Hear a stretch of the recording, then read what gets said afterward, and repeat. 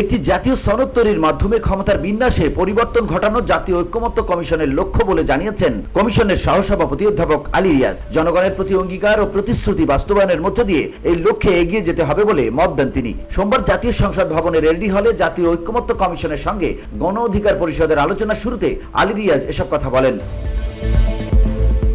নতুন বাংলাদেশ বিনির্মাণের সংস্কার কমিশনগুলোর প্রতিবেদন, মতামত বা সুপারিশমালাই যথেষ্ট নয় বলে মনে করেন তিনি। এজন্য রাজনৈতিক ও গণতান্ত্রিক শক্তি সহ জনমানুষের মধ্যে ঐক্য প্রয়োজন বলে মন্তব্য করেন কমিশনের এই সহসভাপতি।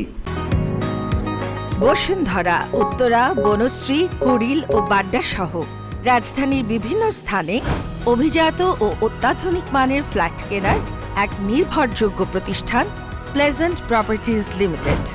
তাই আপনার স্বপ্নের আবাসনের জন্য আজই যোগাযোগ করুন। Pleasant properties limited, where destiny matches eventually. প্রথম পর্যায়ে গঠিত সংস্কার কমিশনগুলোর মধ্যে সংবিধান সংস্কার কমিশন, জনপ্রশাসন সংস্কার কমিশন, নির্বাচন ব্যবস্থা সংস্কার কমিশন, বিচার বিভাগ সংস্কার কমিশন এবং দুর্নীতি দমন সংস্কার কমিশনের প্রতিবেদনে উল্লিখিত গুরুত্বপূর্ণ সুপারিশগুলোর উপর রাজনৈতিক দলের সুনির্দিষ্ট মতামত জানাতে অনুরোধ করে সুপারিশগুলোর স্প্রেডশিট আকারে 39টি রাজনৈতিক দলের কাছে পাঠানো হয়।